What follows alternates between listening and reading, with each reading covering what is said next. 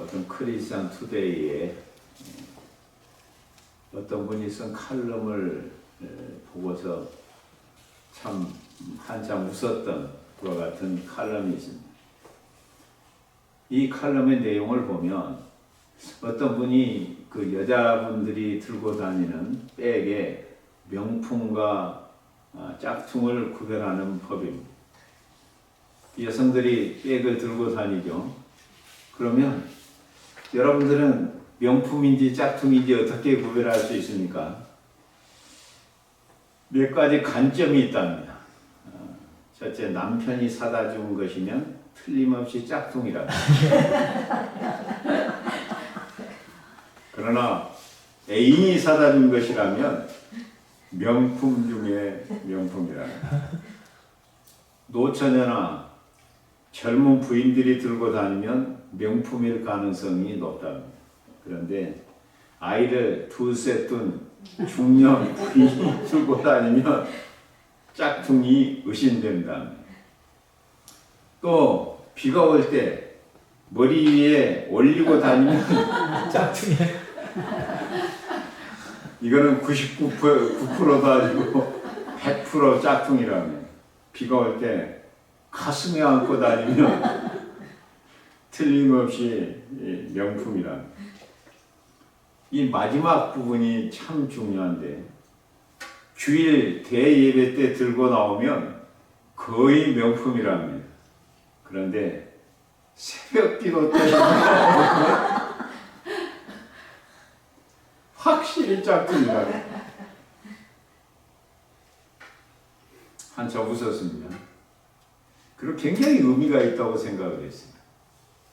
그래서 이 명품과 짝퉁, 지금 이 짝퉁이 명품처럼 판을 치는 이 시대에 우리가 이 분별력을 가지고 살아간다는 것이 얼마나 중요한지.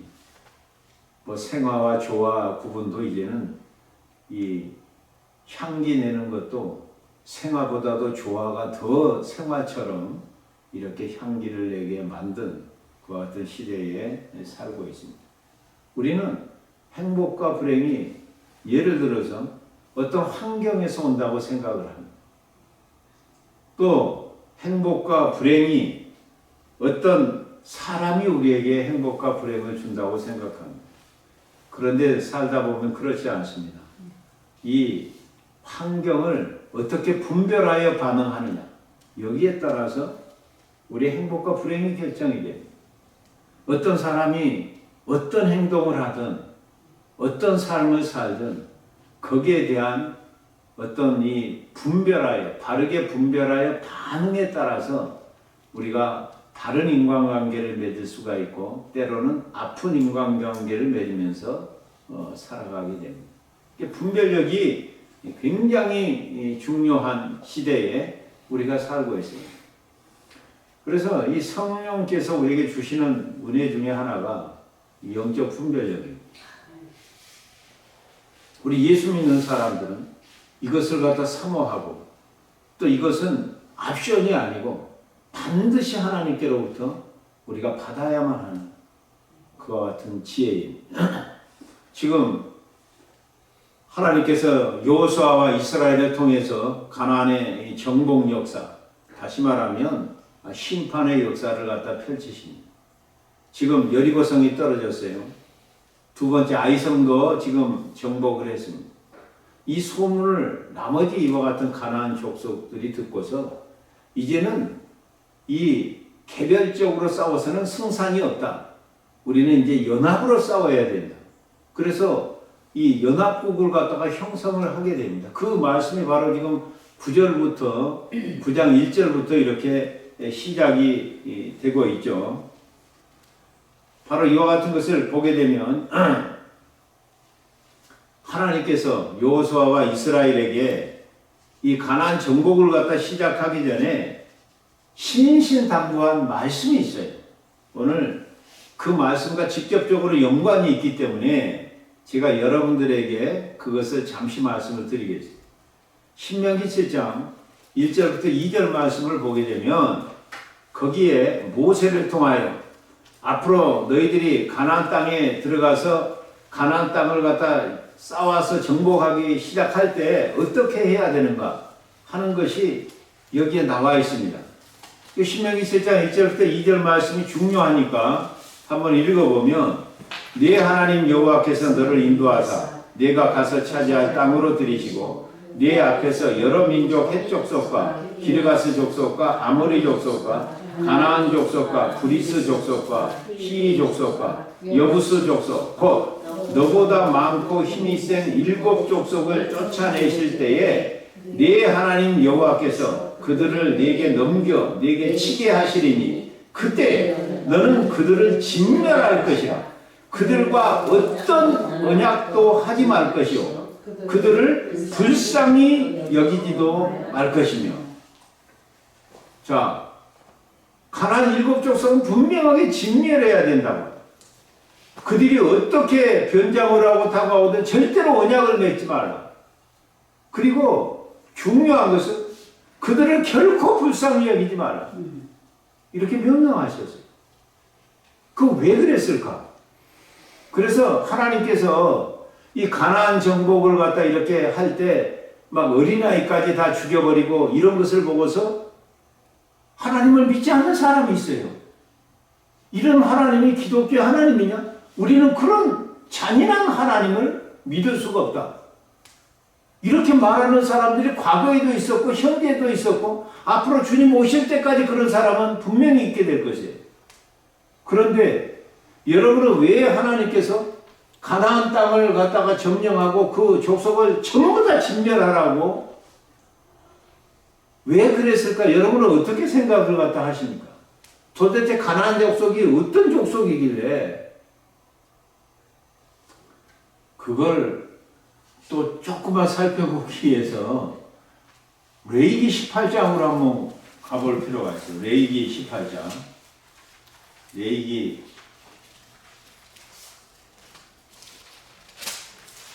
18장으로 가보시면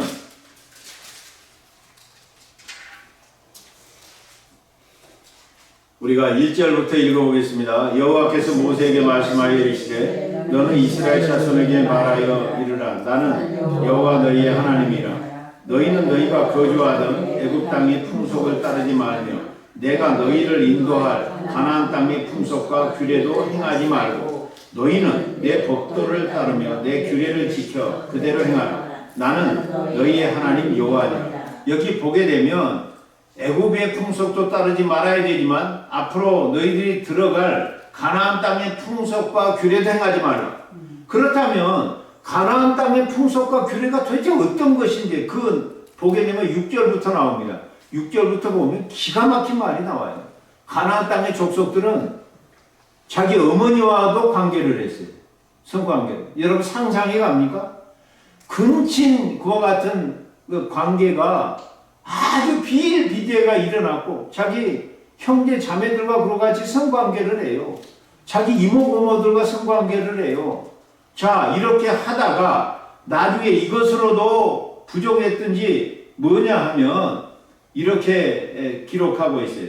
22절을 보면 너는 여자와 동침함 같이 남자와 동침하지 마라. 이런 가증한 일이니라. 이 말은 뭐냐? 동성연애가 여기에 비일비재하게 있었다는 거예요. 지금 뭐 동성연애 뭐 이거 지금 갑자기 생긴 게 아니에요. 수천 년 전에 미리 있었어요.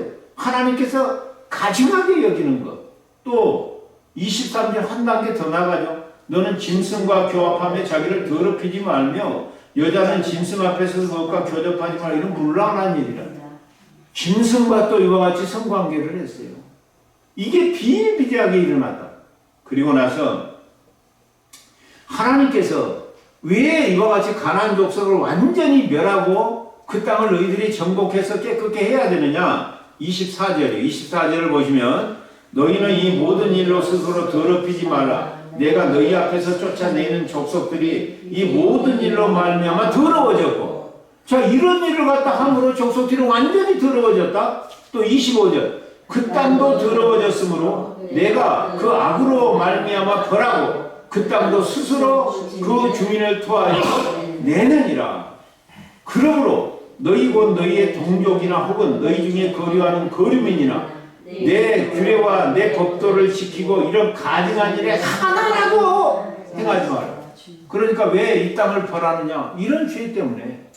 그래서 하나님께서 이런 죄를 시작했다고 벌한 것이 아니라 이 죄가 완전히 관영하여 더 이상 이것은 쓰레기통에 다 차면 쓰레기통 치워야 되잖아요. 이와 같이 마찬가지로 이와 같이 심판을 하게 되는 겁니다. 왜 가나안 땅을 이렇게 잔인하게 전멸을 하고 멸절을 해야 되는가를 여러분이 조금 이해할 필요가 있다고 하는 것입니다. 그래서 이 땅을 갖다 이제 전멸하고 점령해 나가기 시작하는데 이 소문을 갖다 듣고서 여리고성과 아이성이 떨어졌어요. 그건 각 성이 자기들끼리 독자적으로 이렇게 방어하고 싸우다가 함락이 됐잖아요. 그러니까 이렇게 하다가는 이거는 국물도 없겠다. 이제는 우리가 연합으로 저 이스라엘과 싸워야 된다. 그래서 지금 연합군이 이렇게 모이기 시작합니다. 그러면 여기에 지금 찾아온 사람이 기브온 주민들이 이렇게 찾아와요. 그래서 여기 연합군들이 싸우는데 이 기브온 주민들은 어디에 속한 족속이냐? 히위 족속이에요. 무슨 족속? 히위 족속. 히위 족속이 사는데 그와 같이 히위 족속 중에서 기브온, 그와 같은 사람들이 이렇게 사는 마을, 그래서 기브온 족속이라고 이렇게 얘기를 갖다 하는 거죠. 그러니까 기브온 그와 같은 족속은 원래 어디에 속한 족속이냐면 히위 족속에 속한 주민이라고 하는 것을 여러분들이 기억할 필요가 있습니다. 그럼 기브온 지역은 예루살렘에서 한 9km 정도 떨어져 있어요. 지금 이와 같이 나머지 성을 갖다 치기 위해서 이스라엘과 여호수아는 길갈에 머물고 있습니다. 그럼 기브온 지역에서 길갈까지는 32km 정도. 그러면 이거는 하루 정도 이렇게 걸어서도 하루 정도 걸으면 당도할 수 있는 그와 같은 지역이 길갈이에요. 그런데 오늘 여기 보게 되면 변장을 하고 먼 거리에서 온 것처럼 이렇게 변장을 오고 찾아옵니다. 자, 전부 다 나머지 족속이 다 연합하여 싸우고자 할 때 히 족속 중에 있는 기브온 주민들이 빠져나와요. 왜 빠져나오냐? 싸워봤자 승산이 있어요, 없어요? 없어요. 항복해도 죽이겠어요, 안 죽이겠어요? 죽이겠죠. 그러면 뭐 이래도 죽고 저래도 죽고. 그러니까 이 사람들이 꾀를 갖다 낸 거죠. 이따 제가 설명을 하겠어요. 이게 왜 중요한지. 그래서 이 먼 지역에서 온 것처럼 이렇게 변장을 하고 지금 누구를 찾아오냐면 여호수아와 이스라엘을 갖다 이렇게 찾아오게 됩니다. 그들이 생각한 게 뭐냐면 화친이에요, 화친. 그러니까 싸우는 것도 어차피 승산이 없고 또 여기 보게 되면 항복해도 또 뭐 자기들이 죽일 거니까 이래도 안 되고 저래도 안 되니까 화친을 갖다 이렇게 맺자. 그러면 이게 왜 이런 화친을 맺으려고 했는가? 그것을 보기 위해서 우리가 신명기 20장 10절 말씀을 가볼 필요가 있어요. 신명기 20장 10절 말씀. 네, 오늘 성경을 좀 많이 찾네요. 신명기 20장 10절 말씀. 한번 읽어볼까요? 내가 어떤 성읍으로 나가서 치려할 때에는 그 성읍에 먼저 화평을 쓰는 그 성읍이 만일 화평하기로 해답하고 너를 정하여 성문을 열거든 그 모든 주민들에게 네게 조공을 바치고 너를 섬기게 할 것이요 만일 너와 화평하기를 거부하고 너를 대적하여 싸우려 하거든 너는 그 성읍을 에워쌀 것이며 네 하나님 여호와께서 그 성읍을 내 손에 넘기시거든 너는 칼날로 그 안에 남자를 다 쳐 죽이고. 자, 여기는 지금 또 다른 얘기가 이렇게 기록된 것처럼 보여 있어요. 이건 뭐냐 하면 가나안 족속 외에 더 먼 지역에 사는 지역과 싸우게 될 때 너희들이 먼저 화평을 갖다 이렇게 선언을 하라. 그걸 받아들이고 화평을 원해서 성문을 열면 너희들이 조공을 갖다 바꿔서 그들과 이렇게 관계를 갖다 화평한 관계를 유지해 가라. 자, 그렇다면 왜 여부수 족속이 왜 이렇게 변장하고 찾아? 왜 먼 데서 온 것처럼 변장했는가를 이 말씀을 통해서 알 수 있어요. 이 사람들이 얼마나 이 이스라엘의 그와 같은 율법을 연구했는지, 얼마나 이스라엘이 규례를 갖다 이렇게 연구했는지 알 수 있잖아요, 여러분. 깜짝 놀라는 게 어떤 사람들은 믿지 않는 사람들이 믿는 사람보다 성경을 더 잘 알고 있는 경우가 있어요. 여러분 아시겠어요? 돌 김용옥 같은 그 사람 보면요, 말 함부로 잘못했다가는 번전도 못 찾아요. 얼마나 성경을 잘 알고 있는지 막말로 얘기해가지고 어떤 목사나 어떤 신학자하고 같이 붙어도 맞붙을 정도로 잘 알고 있어요. 관점이 잘못됐지, 해석이 잘못돼서 엄청난 신실한 그리스도 집안에 이 돌연변이야, 돌연변. 엄청난 집안이에요, 그 집안이. 얼마나 예수를 잘 믿는 집안인지 그 돌연변이가 나타나. 그래서 오늘 그와 같이 연구를 하고서 이제는 이래도 죽고 저래도 죽으니까 이 화평의 조약을 맺는 그와 같은 것을 준비를 하고 지금 이렇게 찾아옵니다. 찾아와서 그것을 보고서 지금 여호수아가 속아버렸어. 이스라엘도 속았어. 그래서 지금 화친을 갖다 맺어버려요. 여호수아가 보게 되면 여기 보면 누구죠? 예? 히위 족속 중에 무슨 주민이라고 그랬죠? 기브온 주민이 어떤 면으로 보면 대단한 사람들이에요. 우리가 겉으로 보면 그 왜 여호수아와 이스라엘이 이렇게 속았을까? 여기 보겠습니다. 그들이 첫 번째 찾아와서 하는 말이 바로 이런 말이에요. 다시 여호수아 9장으로 가고 3절 기브온 주민들이 여호수아가 여리고와 아이에 행한 일을 듣고 꾀를 내어 사신의 모양을 꾸미되 헤어진 전대와 헤어지고 찢어져서 기운 가죽 포도주 부대를 나게 싣고 그 발에는 낡아서 기운 신을 신고 낡은 옷을 입고 다 마르고 곰팡이가 난 떡을 준비하고 그들이 길갈 진영으로 가서 여호수아에게 이르되 그와 이스라엘 사람들에게 이르되 우리는 먼 나라에서 왔나이다. 이제 우리와 조약을 맺읍시다 하니 이스라엘 사람들이 히위 사람에게 이르되 너희가 우리 가운데서 거주하는 듯하니 우리가 어떻게 너희와 조약을 맺을 수 있으랴 하나 그들이 여호수아에게 이르되 우리는 당신의 종들이니이다 하매 여호수아가 그들에게 묻되 너희는 누구며 어디서 왔느냐. 자, 우리는 당신들의 종이다. 이 말에 먼저 깜빡한 거예요. 왜냐하면 이스라엘 백성들은 얼마 동안 종살이를 합니까? 애굽에 430년간 종살을 합니다. 종살이의 그 서러움과 고통을 누구보다도 잘 알고 있는 그와 같은 민족이에요. 그래서 종으로 살다가 갑자기 와서 이제 우리가 종노릇 하겠다고 하니까 팔자 고친 거예요, 안 고친 거예요?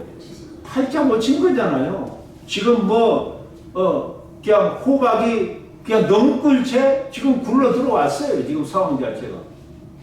여러분이 한번 이런 상황을 한번 당했다고 생각해 보십시오. 그리고 지금 가나안 땅을 지금 정복하고 있어요.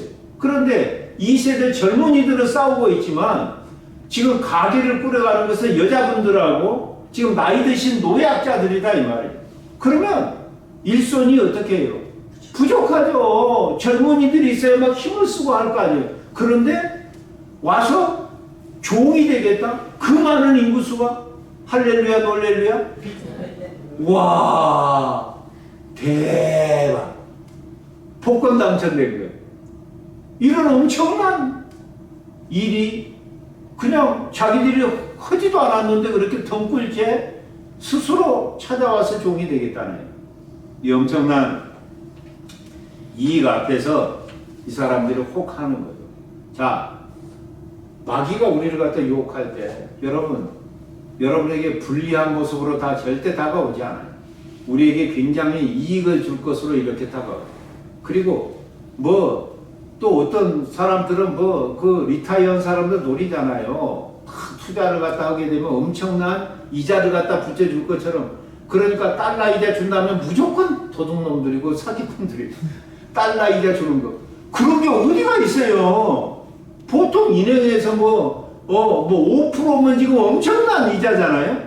그것보다 조금 더 붙여주는 것까지는 괜찮아. 그런데 22% 그런 완전히 이거는 사기죠. 그런데 알면서도 넘어가요.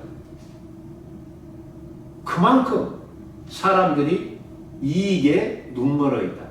우리도 절대 다르지 않아요. 제가 깜짝 놀란 그 일을 갖다 들은 적이 있어요. 한국의 그 굉장히 대형 교회 이 목사님들이 이제 목회 그렇게 잘하고 은퇴를 하시잖아요. 그러면 은퇴금이 보통 교회하고는 좀 다르잖아요. 많잖아요.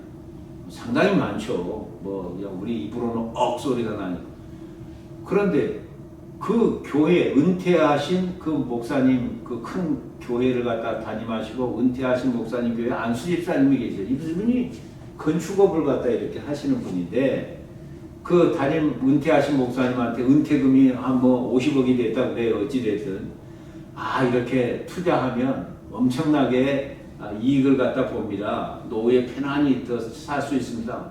하고 이 담임 목사한테 제안을 했는데 그 안수 집사가 그 교회 안수 집사님이 그러니까 투자를 했어요. 은퇴금을 전액을 다.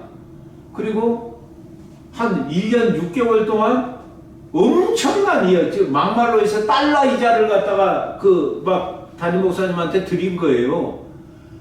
와, 그 담임 목사님이 생각했을 때 자기 교회 또 안수 집사님이고 하고 또 이렇게 1년 6개월씩이나 엄청나게 달러 이자를 갖다가 이익금을 돌려주니까 자기가 알고 있는 대형교회 은퇴한 목사님들한테 이제 얘기를 갖다 한 거예요.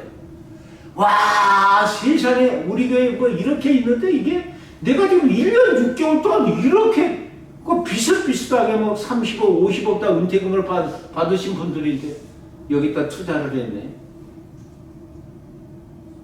그러니까 받은 돈을 갖다가 또 저렇게 돌려막기를 한 거죠. 처음에 1, 2년 동안. 그리고 날라버렸어요. 그리고 잡혀가지고 지금 감옥에 있어요.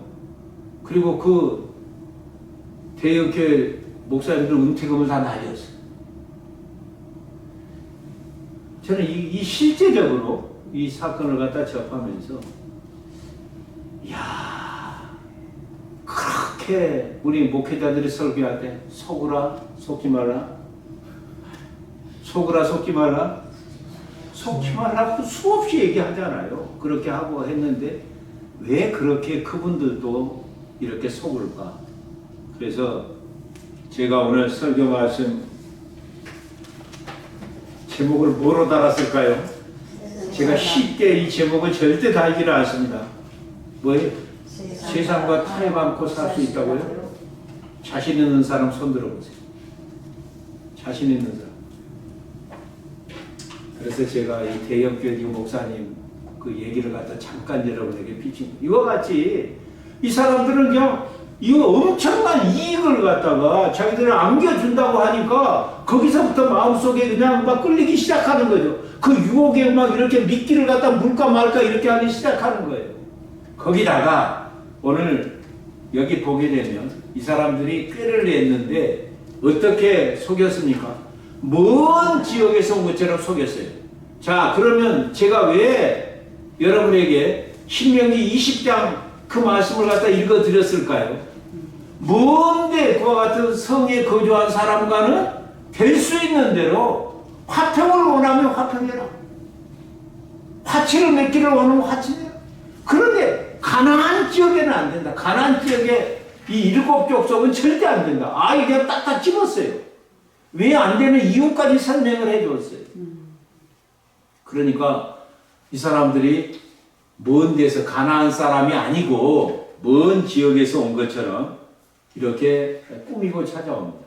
헤어진 전데 또 막 찢어지고 기운 낡은 가죽 푸대 포도주를 담는 거, 그 다음에 또 기운 막 신발 떨어진 신발, 또 달아진 옷, 또 이 곰팡이 쓸은 그와 같은 떡.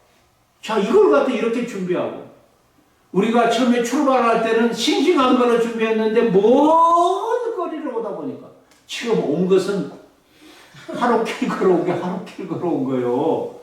뭐 한 몇 달을 갖다 걸어오다 보니까 이렇게 지금 다 낡고 떨어졌습니다. 이렇게 속인 거죠. 속인 거예요. 그래서 이제 이 여호수아와 이스라엘이 뭐를 보냐면 그 외모를 갖다 보고서 외모를 보고서 속아 넘어가기 시작합니다.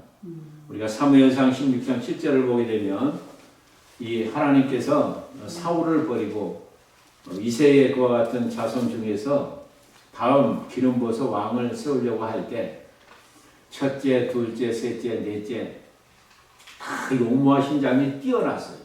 그래서 사무엘 선지자도 속았어요. 만약 하나님께서 왕으로 삼는다면 이와 같이 용모나 신장이 뛰어난 사람 중에서 선택할 거다. 이렇게 생각하고 이 사람이니까 하나님이 자꾸 아니라고. 말째, 여덟째 다윗 하나 있냐? 없다.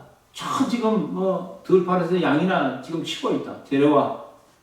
다 걸어보면서 거기에 보니까 하나님께서 바로 이자다. 기름 부어 세우라. 그럴 때 그 유명한 말을 갖다 하잖아요. 여호와께서 사무엘에게 이르시되 용모와 신장을 보지 말라. 내가 이미 그를 버렸노라. 나의 보는 것은 사람과 같지 아니하니 사람은 외모를 보거니와 다 여호와는 중심을 보느니라. 네. 그런데 우리는 지금도 뭐를 보고 있어요? 일단 잘생겨야 되잖아요. 일단 좀 키가 커야 되잖아요. 일단 여자 예뻐야 되잖아요. 일단 조금 S라인이 이렇게 좀 드리워줘야 되잖아요. 진짜 모양이라도 완전히 S라인 아니더라도 거기다가 뭐 돈 있으면 그 금상첨화고. 그러니까 이 세대의 가치관이라고 하는 것은 뭐냐면 보기 좋은 떡이 먹기도 좋다. 그 가치관이에요. 보기 좋은 떡이 먹기도 좋다. 보기도 좋고 먹기도 좋으면 그건 더 말할 것도 없죠. 그냥 당장 받아야 되죠. 그런데 오늘 여기 보니까 외모를 보니까 가까이서 온 것이 아니라 처음에 의심했잖아요. 이거 희족속 이 가까운 데서 우리 가운데 거하는 그와 같은 자들 같은데, 그러니까 딱 이렇게 외모를 보이는 겁니다. 그리고 나서 그 외모를 보고 먼 데서 온 것처럼 꾸미고 왔으니까 거기에 속아 넘어가요. 자작극이죠. 사실은 거짓 항복이잖아요.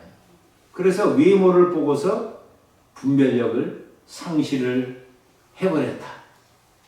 거기다가 이것보다 더한 일이 있어요. 그게 뭐냐 하면, 자, 하나님 이름을 들먹이면서 하나님께서 애굽에게 행하신 일, 또 요단 동편의 두 왕에게 행한 일, 그런 일을 갖다 이렇게 자기들이 듣고 왔다 이 말이에요. 자, 여기 보게 되면 9절부터 보겠습니다. 9절. 그들이 여호수아에게 대답하되 종들은 당신의 하나님 여호와의 이름으로 말미암아 심히 먼 나라에서 왔사오니 이는 우리가 그의 소문과 하나님의 소문과 그가 애굽에서 행하신 모든 일, 애굽에서 행하신 그와 같은 능력, 그것을 들었으며 10절. 또 그가 요단 동편에 있는 아모리 사람의 두 왕들 곧 헤스본과 시온과 아스타롤에 있는 바산과 옥에게 행하신 모든 일을 들었음이니이다.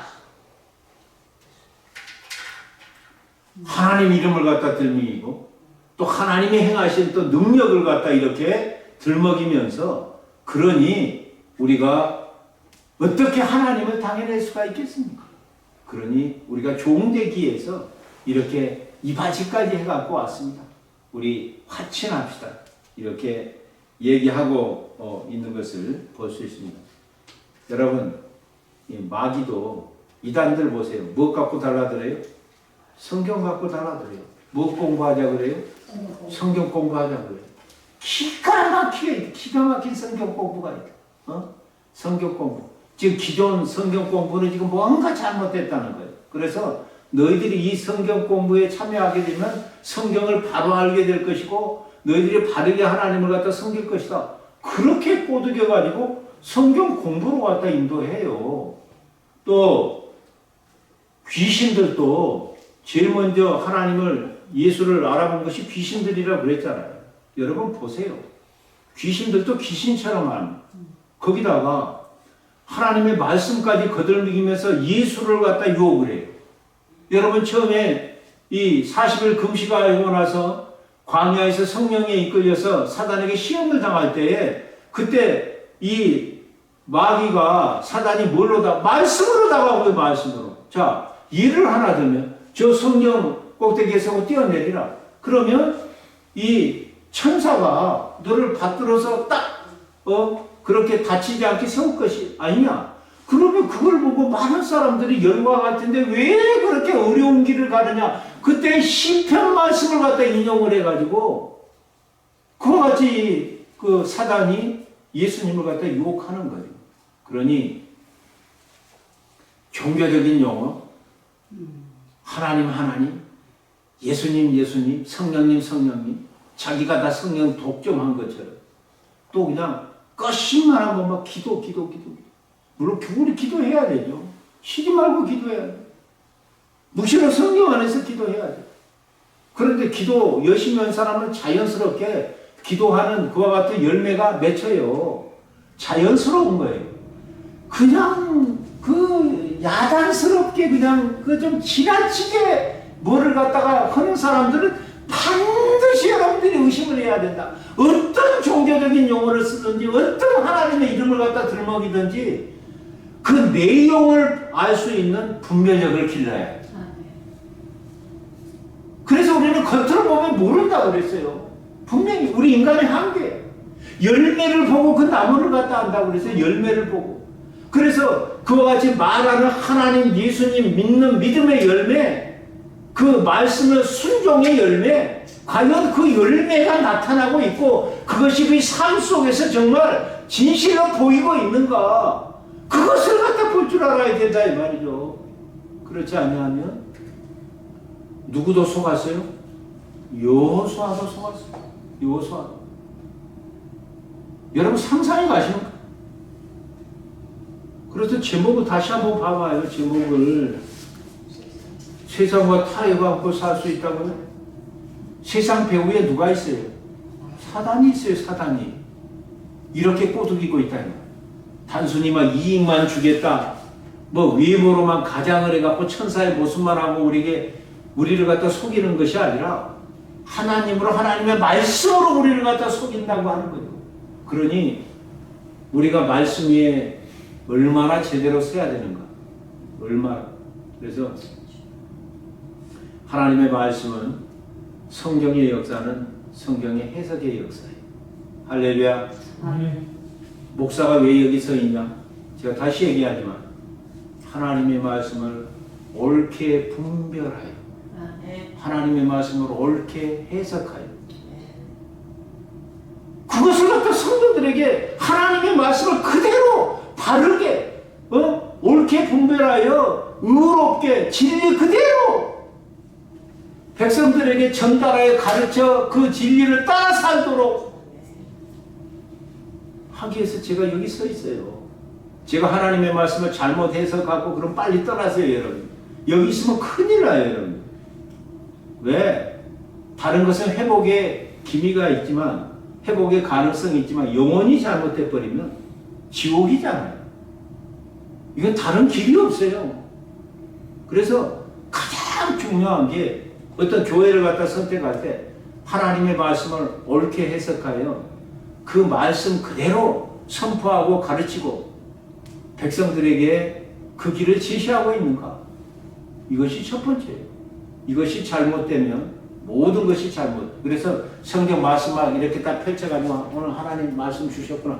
이런 식으로 하면 여러분 이단으로 끌려갈 아주 웨이팅 리스트에 이미 올라있는 사람들이에요. 고민하셔야 돼요. 기도하셔야 돼요. 아멘. 공부하셔야 돼요. 아멘. 거기가 프라이오리티가 돼야 돼요. 마리아처럼 예수님이 오시면 그냥 일하다가도 빨리 방에 따라 들어가가지고 그 앞에 엎드려가지고 막 질문하고 묻고 하나님의 말씀에 대해서 하나님의 뜻에 대해서 그렇게 물어야 돼요. 질문을 자주 해야 돼요. 우리 교회 누구처럼 모르면 가만히 계시면 안 돼.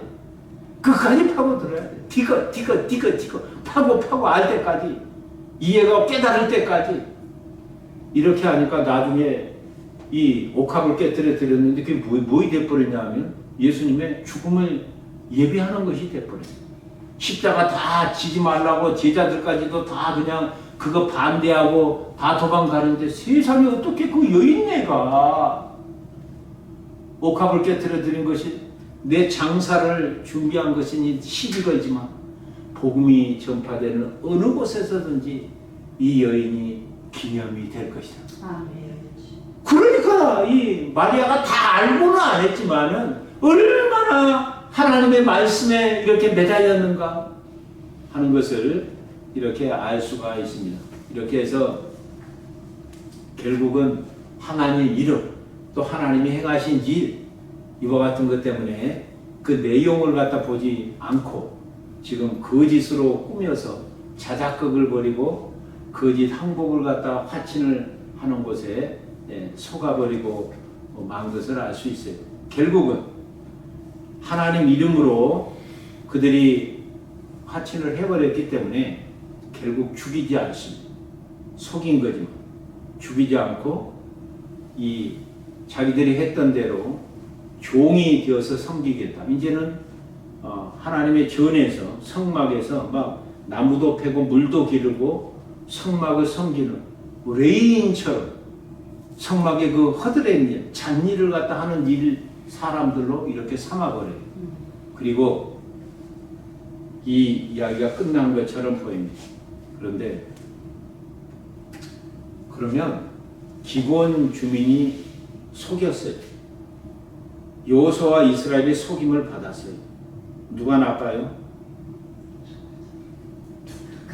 누가 나빠요? 속인 젠틀먼이 나쁩니까? 아니면 속은 사람이 나쁩니까? 똑같죠. 그런데 속인 사람이 나쁘죠. 그래서 이 사람이 기브온 족속이 저주를 받습니다. 자, 23절을 보세요. 그러므로 너희가 저주를 받나니 너희가 대를 이어 종이 되어 다 내 하나님의 집을 위하여 나무를 패며 물을 깃는 자가 되리라 하니, 바로 하나님의 전에서 성막에서 이 허드렛 일을 갖다 하는 사람들로 종으로 이렇게 결국은 계속해서 이 사람들이 일을 갖다 하게 됩니다. 그러니까 저주를 받았어요. 자기들이 종 된다 그랬으니까 종이 됐어요. 그런데 이 기브온 족속으로 보면 횡재한 거죠. 목숨은 건졌으니까 종이 되더라도 뭐 죽는 것보다는 사는 게 낫잖아요. 그러면 이스라엘, 다시 말해서 여호수아와 이스라엘 백성들은 속임을 당했잖아요. 화친하라고 그래서 하지 말라고 그랬어요. 하지 말라고 그랬잖아요. 다 죽이라고 그랬잖아요. 절대 남기면 안 된다. 왜냐하면 그들이 너희 올무가 된다. 반드시 너희들도 그 가나안 족속이 남겨두면 그 사람들이 했던 일을 똑같이 하게 되기 때문에 그것 때문에 반드시 죽이라. 그러면 속인 사람도 나쁘지만 속음을 당한 사람도 나쁘고 하나님께서 절대로 금했던 걸 해버렸다 이 말이에요. 그럼 이스라엘은 여호수아는 무슨 징계를 받았을까요? 여기 나와요 안 나와요? 오히려 횡재했어요 안 했어요? 아니 지금 아브라함이 자기 부인을 갖다가 누이라고 속여가지고 뺏길 뻔했잖아요. 바로의 궁에 들어가가지고. 그런데 나올 때 아브라함이 뭐 징계받은 거 있어요? 금은이라든지 종까지 그냥 풍성히 받아가지고 막 이렇게 거기 애굽에서 그냥 그 부인까지 찾아갖고 왔으니까 횡재한 거 아니에요? 지금 여기 아니 하나님 말씀을 이렇게 절대 언급한 걸 해놓고 오히려 지금 대박이 터진 것처럼 겉으로는 보여요. 여러분들 집에 가셔서 사무엘하 21장을 갖다 읽으셔야 돼요. 사무엘하 21장. 사무엘하 21장을 읽어보시면 그게 무슨 내용이 남아있냐면 다윗 때 3년 기근이 왔거든요. 도대체 영문을 알 수가 없는 기근이 3년 동안. 여러분 3년 기근이 와버리면 어떤 지금 이 징계고 어떤 징벌인지 여러분 재앙인지 이해가 안 가십니까? 아합 왕 때 3년 기근이 와버리니까 우상 숭배한다고 다 죽게 돼버렸다. 짐승들이 다 죽어나가고 사람들이 다 죽어나가고 나중에는 아합이 그냥 어디 왕이 그냥 어디 이런 식으로 돼버리잖아요. 에? 하나님 앞에 기도를 하는 거예요. 다윗이 하나님 도대체 이게 뭡니까? 다 죽게 생겼습니다. 그러니까 사울왕의 일로 인해서 그랬다니까. 사울왕의 일로. 사울왕이 너무 열심히 내가지고 도대체 여기 나오는 기브온 족속, 이방 족속을 왜 우리 땅에서 같이 살게 하냐. 이거 다 죽여버려야 된다. 다 쫓아내야 된다. 그래갖고 기브온 족속을 갖다 죽인 거예요. 누가 죽였어요? 사울왕이 그 열심히 있어가지고 국가주의 때문에 우리나라는 섞이면 안 된다. 그러니까 나는 한참 이상한 게 아니 아말렉을 죽이라 할 때는 살려주고 또 이거는 또 죽이지 마라. 또 하나님의 이름으로 맹세를 해서 했으니까 죽이면 안 된다고 그러니까 또 죽이고. 이야 안 될 놈은 안 되는구나. 안 되려면 이래도 안 되고 저래도 안 되는구나. 뒤로 넘어져도 코가 깨지는구나 이거. 그러면 왜 사울왕이 징계를 받아야지 왜 지금 다윗이 지금 이런 3년 기근을 받습니까? 그 일로 기브온 족속을 죽인 일로 이와 같이 3년 기근이 와버린 거예요. 기브온 족속 남은 족속한테 묻죠. 그러면 사울의 가문 후손 중에 7명을 내주소서. 그 7명을 갖다 내줍니다. 다윗이. 그걸 갖다가 기브아에서 그러니까 사울왕 고향에서 다 달아 죽여요. 그러니까 기근이 멈췄어요. 자, 속은 죄, 화친하지 말았는데 화친했어요. 그때 당시에는 아무 일도 없었던 것처럼 보여요. 그런데 세월이 지나서 사울왕이 기브온 족속을 갖다 죽이게 되고 이 사건으로 다윗 때 3년의 기근이라고 하는 이와 같은 엄청난 재앙이 임하게 됩니다. 하지만 기브온 족속은 나중에 느헤미야 에스라를 갖다 읽어보시면 에스라 2장 42절 43절 또 느헤미야 또 7장 또 느헤미야 3장 여러분들 꼭 집에 가서 읽어보면 이 사람들이 나중에 포로로 잡혀갈 때 같이 잡혀가요. 다시 돌아와서 성경과 하나님의 성경과 이스라엘의 성벽을 재건하는 데 참여를 하게 됩니다. 그래갖고 나중에 이 사람들이 이름이 이제 기브온 족속이라 안 불리고 뭐라고 이렇게 불리게 되었냐면 느비딤이라고 하는 느비딤이라고 하는 것이 뭐냐면 하나님의 성전에 속한 사람. 그러니까 레위인들처럼 성전을 갖다 섬기는 사람으로 쓰임을 갖다 받게 됩니다. 자, 제가 여러분에게 이제 묻습니다. 이 세대를 갖다 본받지 말고 너희들은 마음이 심령이 변화를 받아 하나님의 기뻐하시고 온전한 뜻이 무엇인지를 분별하라. 그래서 너희의 몸을 이와 같이 산 제사로 하나님 앞에 드리라. 산 제물로 드리라. 이것이 너희들의 영적 예배입니다. 우리가 이 세상 살면서 너무 많은 유혹 속에 살아. 오늘 예배 마치고부터 또 유혹이 또 다가올 거야. 매일매일 유혹 속에 다가와. 이런 유혹 속에서 우리가 타협 않고 과연 살아갈 수가 있는가? 현실적으로는 뭐처럼 보여요? 불가능한 것처럼 보여요. 하지만 우리가 누군가 하나님의 앞에서 나의 정체성을 분명하고 하나님의 말씀을 옳게 잘 분별하고 또 그와 같은 유혹이 다가왔을 때 내가 말씀으로 분별했다 할지라도 또다시 그것을 가지고 하나님 앞에 기도하게 될 때 하나님께서 우리에게 참된 분별력을 허락하여 주셔서 이 세상과 타협하지 아니하고 우리가 끝까지 거룩한 신부 짝퉁 그리스도인이 아니라 명품 그와 같은 그리스도인 명품 교회로 우리가 쓰임받게 될 것입니다. 아멘. 하나님 감사합니다. 주님께서 오늘 또 저희들을 불러주셔서 하나님 앞에 서게 하여 주시고 기록되고 선포되는 말씀을 통하여 주의 음성을 들을 수 있도록 은혜 내려주셔서 오늘 진심으로 감사를 드립니다. 유혹 많은 이 세대 가운데 살면서 하나님의 말씀을 바로 분별하여 순종함으로 말미암아서 우리가 반석 위에 세워져가는 우리의 신앙이 되게 하시고 반석 위에 세워져가는 우리 교회가 되게 하여 주시옵소서. 세상 따라 유혹 따라 흔들리지 않게 하여 주시고 더욱더 더 우리의 심지가 견고하여져서 주께서 우리에게 맡겨주신 그와 같은 일들을 끝까지 감당할 뿐만 아니라 우리 정금과 같은 우리의 믿음은 어떤 것보다 귀한 그와 같은 믿음은 끝까지 지켜나가는 우리 모두가 되게 하여 주시옵소서. 예수님의 이름으로 기도하옵나이다. 아멘. 찬송